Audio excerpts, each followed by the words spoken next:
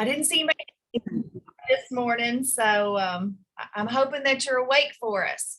So we are pleased to be able to be here with you today.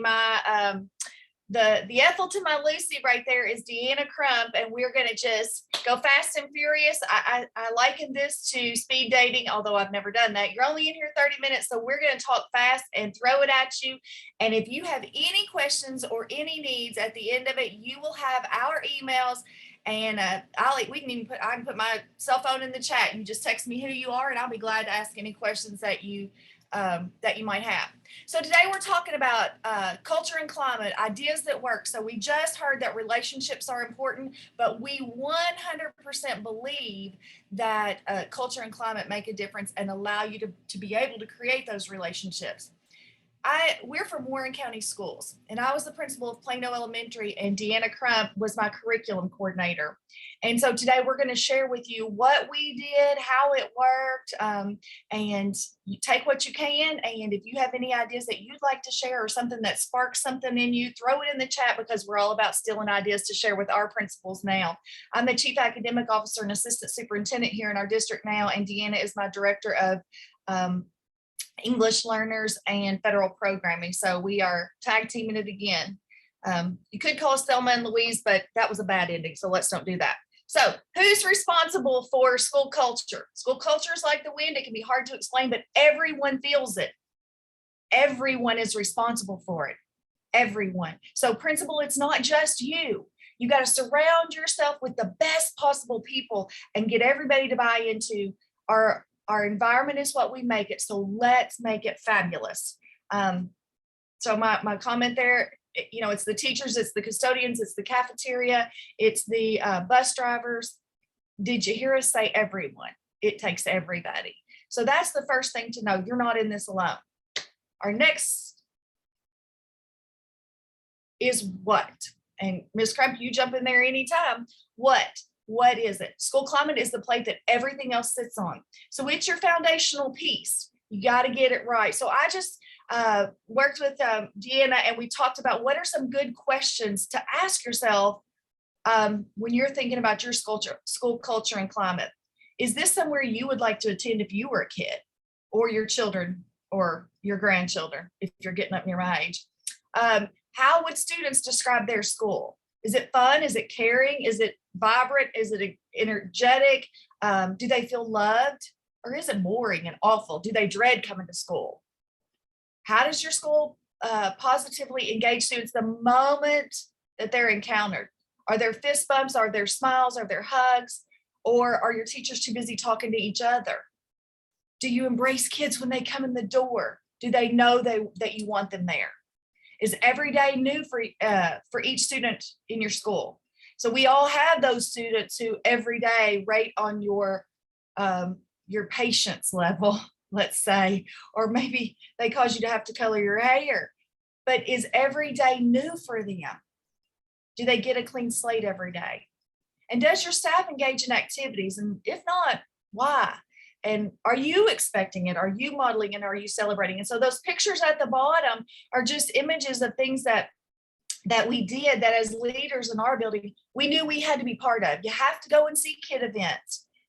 If you have a teacher basketball team, guess what? You have to be on it.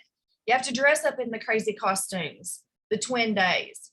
You have to go bowling. You have to do all those things, because if you want it from your people, you got to give it to your people. When? Oh, no. So what does it specifically look like? So that's the bread and butter today that we want you to leave with. Is we want you to scoot out of here with some really cool ideas that maybe you can try, even if you just try one or two for this school year. So what can it specifically look like? So we just listed some. If you're looking at your staff, what are on-site staff events? Well, you guys can read these lists. And if there's anything you see that you have questions about, just let us know in the chat, because we will explain anything. But there are a few that we wanted to make sure that we touched on today. One where it says veranda meals, I think that's the second one there. When we first opened our school, and Deanna Crump and I opened Plano Elementary School back in 2007, we literally were hired in, I was hired in April of 2007 and hired Deanna probably a month later. And we had our opening celebration of the school July 29th. It was that fast. And we had to hire a whole staff, get all curriculum, the whole gamut. But one of the best purchases that we made, I feel like, was the $400 grill that we got from Sam's that the PTO bought us, because it was my goal to have the first spring cookout for my staff. And it was just hot dogs, friends. It was just, let's get them outside. And the veranda was just a big covered area, but we liked the term. So changing up the term made it a little special, but the kids knew when the staff was out on the veranda eating, because they would see us. $400 for a Sam's grill. We cooked out all the time, and it was just dirt cheap stuff. So, and leftover hot dogs, you throw that in with some beans. I never would have dreamed it, but beanie weenie things, they ate that up, and mac and cheese in the middle of winter. So go for it. But anyway, down where it says royal breakfast. So back when Kate and William got married, okay, England is 6 hours ahead of us. So I think the wedding was about noon or 1 o'clock. We came in at 6 that morning, dressed in our finest, and we had a royal wedding breakfast, and we all watched the royal wedding together. Watermelon wagon. Deanna, you want to tell that one?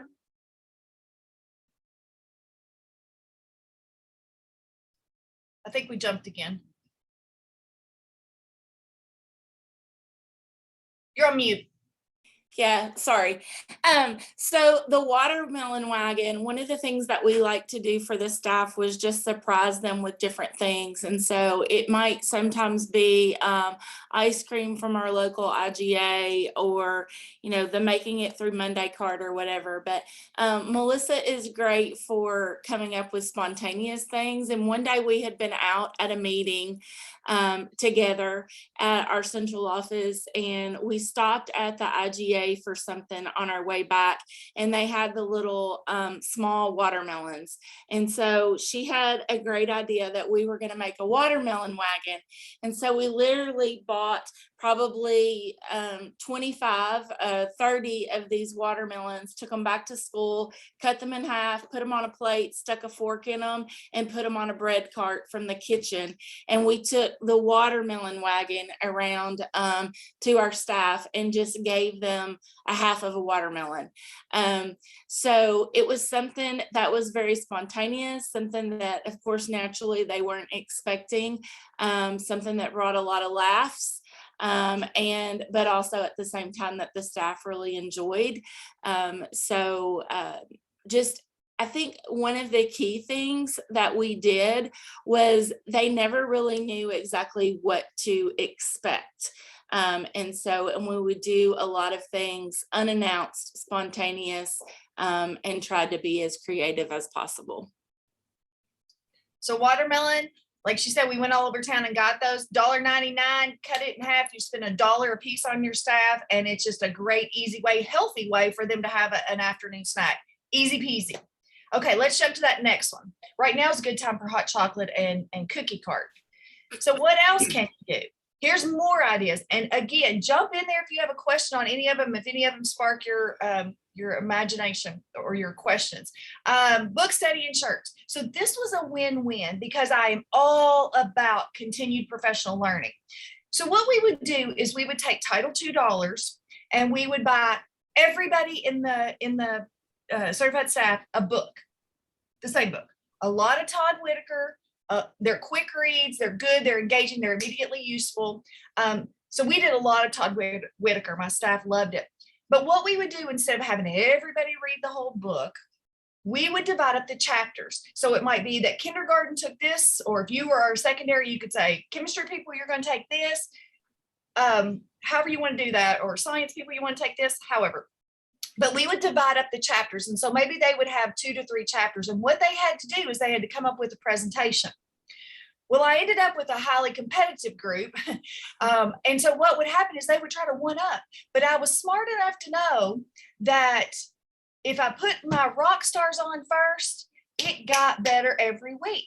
And so we could offer 3 hours of PD credit for them to read and prep, and then 3 hours when we did our staff meeting. And and everybody had a common understanding. And like we did dealing with difficult parents, and it was the greatest thing because every one of us knew good strategies for dealing with difficult parents. And this sheet that I still keep on my desk today is something that one of our teachers groups made. It's a cheat sheet for delivering bad news to parents. And this was small. It was a card about this big. It's probably 3x3. And we laminated and put them by every teacher's phone. So when you had to call a parent, you had a script. So if it got ugly, you had something. You weren't by yourself. You had your support from your team and from your school. And it was really, really good for our new teachers to have that available. But also with the book studies. And so we would present those in a faculty meeting. And so it went really quick and it was really fun. And sometimes they'd make videos or they'd do live skits, but they delivered the content. So all we really had to do was buy the books and turn it loose. But we would always get a shirt that went along with that. And so you can see right here that we did How Full Is Your Bucket? You guys probably remember that, but it did its second round. But this shirt on the front says Peace, Love, and Buckets. And then we had a quote from on the back, and you can read that. But they loved having a common shirt, a common language, and it kind of became a theme for us each year. Even Deanna and I got in on the book studies, and you see this little picture here. Our job in one of the book studies was to summarize all the chapters. And so what you see us in is actually dress up from each of the chapters. It had something to do with every presentation. So you have to be willing to be fun and be part of it, is what I'm saying there. One thing, Melissa, just real quick, that I would add about the book study, for those of us that were there in that building for a while, it very much became a tradition. And so each year you had a book study. I mean, we knew that that was going to be something that we were going to do as a staff. The shirts also very much became a tradition. Out of a lot of our core group, I was probably the first one to leave out of that school, but I can tell you, I have a tote at my house that has all of my, sorry, I keep hitting the button, but I have a tote that has all of my shirts in it that are from that school and from the different book studies that we did. So that was just something that became very, it was a bonding activity for the whole group as well. And it allowed staff to get PD credit, and we learned valuable lessons along the way. So another thing that we did, bulletin board buzz, that just was kind of a crazy thing. It was a bulletin board out in the hallway in our office. And I had, at the beginning of each year, I would send around a document, and I thought I had one right here, but I can share that with you all, called Getting to Know You. And it basically had a lot of the questions that our former presenter had asked. What's your favorite candy? When's your birthday? What's something interesting about you that you don't mind everybody else knowing? All those kinds of things. And I would use that throughout the year, and I would do like a game on the board, and they had to go through and guess which staff member was being described. Or on Mother's Day, I had them send in pictures of their mom, and you had to match who you thought the mom was of this person, or prom pictures or wedding pictures, and I would cover up their faces so you really didn't know. You had to guess who dressed that way. All those things. And I would put it up on the board, and I wouldn't say anything, but I'd be in my office and I could start hearing giggles out there. And it would be people laughing over the things they read or the things they saw or the funny hair. Y'all know what our hair looked like back in the 90s. I mean, it was hysterical. And so it was actually just probably a personal joy of my own, just to hear them giggling and laughing. And I still do it at the central office, and the board is right outside my office, and I love it still because you can hear them when they start. Another thing we did was Globies. Okay, so that is really one of the things my teachers did. We had a staff dance team, and it really wasn't anything elaborate. It was literally teachers come to the floor, and we would do dances like electric slide or the cha-cha slide or the chicken dance or the tootie taw. We were elementary. We did the whip and nay-nay, jump on it, all those dances. You know, my PE teacher and I was a former PE teacher. And so we would look things up, and we would teach our staff So one time right before testing, we got this crazy idea. We were going to dress in all black, and we took glow sticks, people, and we taped them to our bodies. And then we had all the kids in the gym, and we turned out the lights, and we came through the stage and we danced in the dark with these glow sticks on. The kids went crazy. And so it became a big thing, and we would have to do it a couple times a year. And like our parents would come, but we just called ourselves the Globies. We danced around in the dark with glow sticks on, but it was cheap and easy, and kids loved it. So that would be another thing. If you have a staff that's willing to go there with them. But I did it too. Okay, Ms. Crumper next. Okay, so maybe some offsite things. So those are some things you can do on site. Offsite, of course, you guys know you can do all kinds of things, but a lot of these things we did. Predators game. We went to see a hockey game together.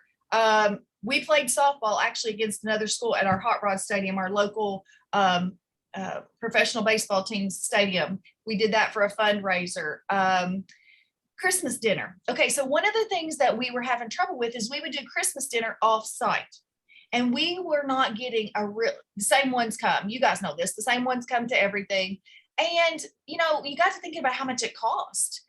And so what we did, honestly, it was just my honoriness, I guess. I got tired of people not wanting to come and be part. So we had decorated our great hall. It's what we called it, our main hall in the building. We had put up Christmas trees and lights, and you can kind of see a little hint of it. You'll see another picture later on. And what I did was I put it during the time of a normal faculty meeting. So it served several purposes. The time was already carved out. It did not cost them anything. And they had already arranged childcare because they thought, they knew they would have a Wednesday meeting. So it didn't put them out any. And I did all the cooking. That was my gift to my whole staff. I started cooking everything. And I was going to be real honest. I'm not a real good cook, but I got my mama to help me. And we cooked and fed the entire staff, and we played games, and everybody ended up coming. Our classified would come back, everybody, because it was during that time, and it didn't cost them any more time, and it didn't cost them any money. And those were some of the best Christmas dinners. Now it says off staff, but really they ended up being on staff because that's what worked for us.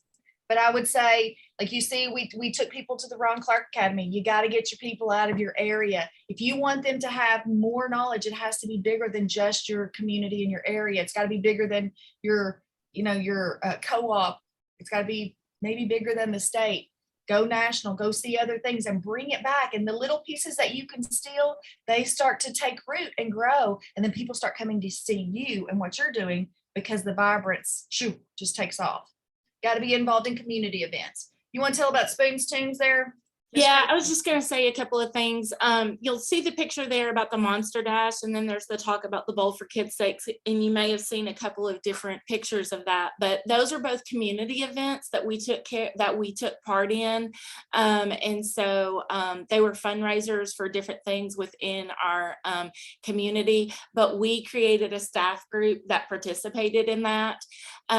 Another big one that's on here that seems a little different, but is attending high school musicals and events at your local high school. Of course, we were an elementary school, and so we were just opening and getting started.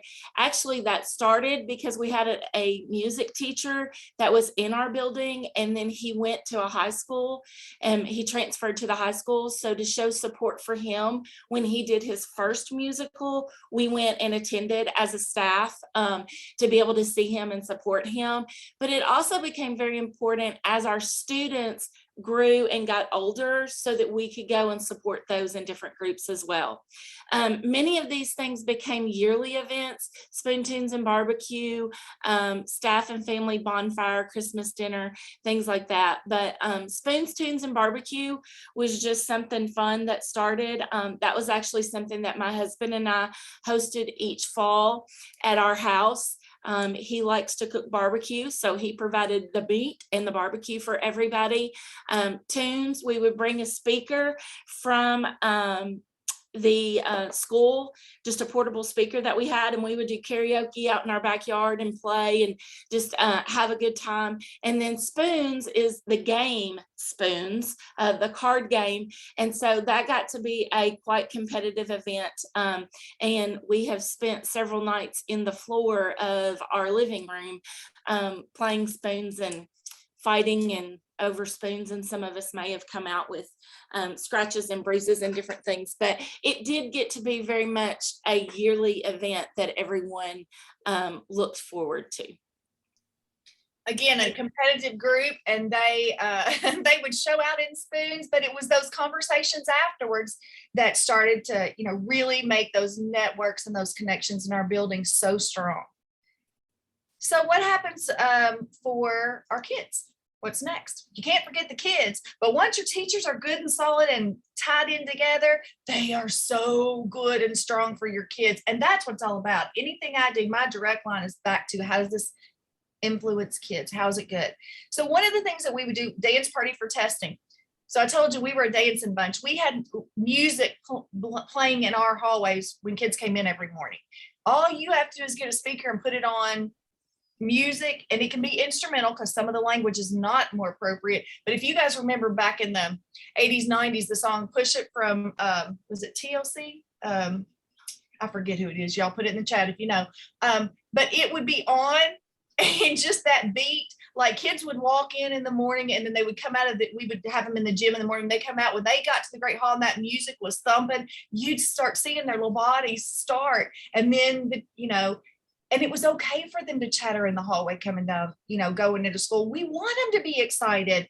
Nobody wants to go to a boring place. I don't. So anyway, we would have dance party for testing motivators, and we would all dance. Panther Cinema. That was just one of those kind of spur of the moment things. I am not an advocate for showing movies all the time at all. But if you use it judiciously, every now and then, what we were able to do is we would do a movie. And so I'd pull all my primary. And so you would do this if you were secondary, maybe different areas. So you don't do it very often, maybe once or twice a year, but we would pull like primary in and show a movie. My related arts people would do the supervision.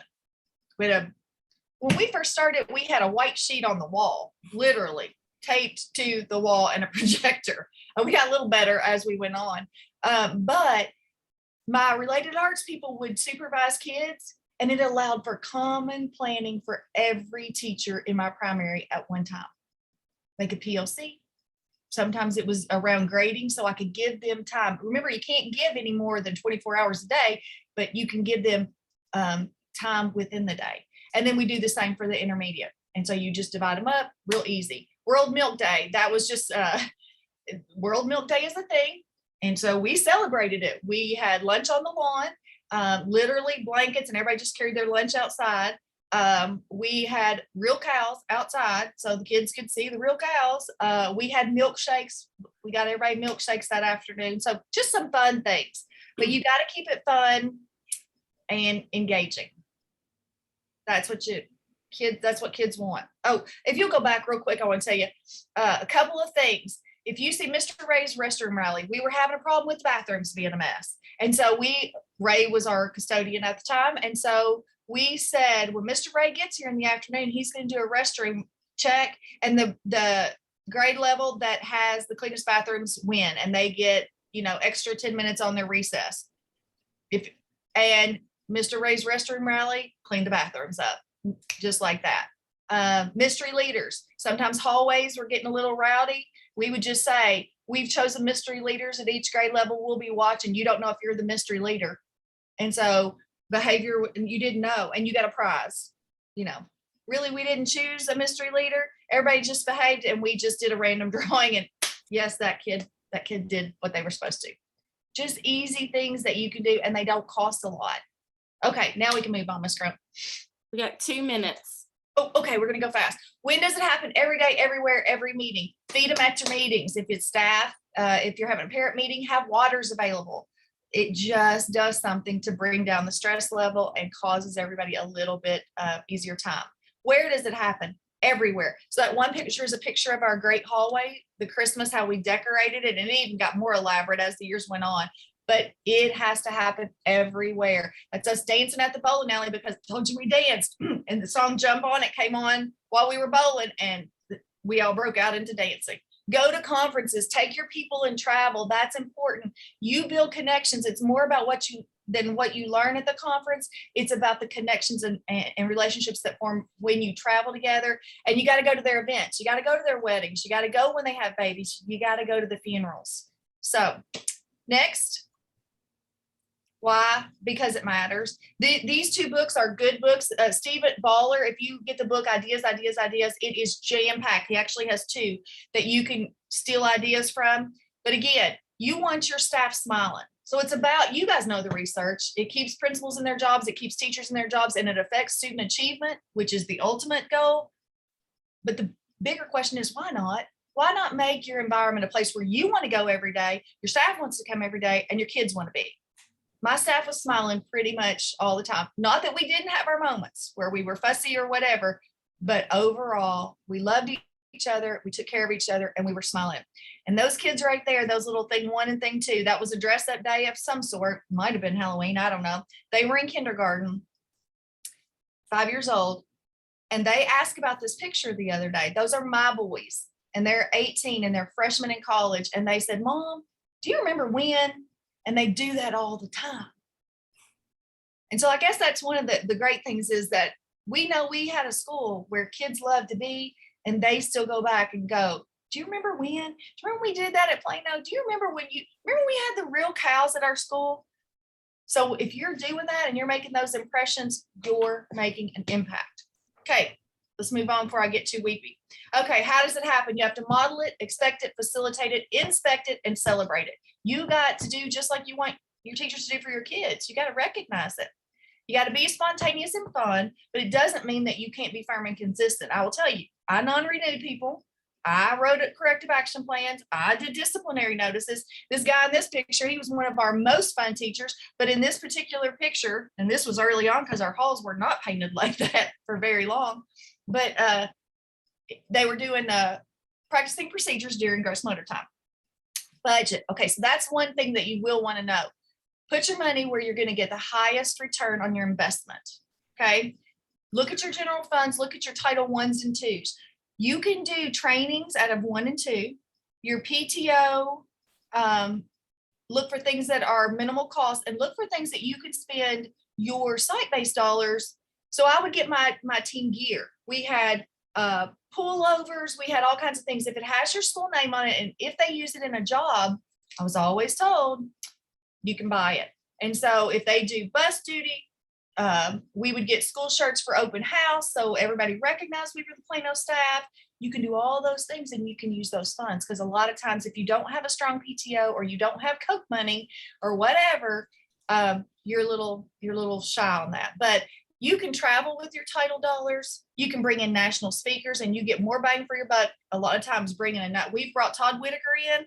It was pennies on the dollar when I brought Todd Whitaker in, and he spoke to the entire elementary education group. Use your time wisely, make it count. That U-Haul right there. Deanna Crump and I drove to Indianapolis from Bowling Green, Kentucky, because they wanted to charge us a $5,000 shipping fee on textbooks. I can do a lot with $5,000. And so we drove, rented a U-Haul, went there, they loaded our books, and we brought those bad boys home. It cost us about $200. So you got to think, and how you're going to use your money. What's it worth to you? So that was a lot, fast. You can contact us. You have access to these things. Again, I'm Melissa Stefanski. She's Deanna Crump. We are the Lucy and Ethel to each other.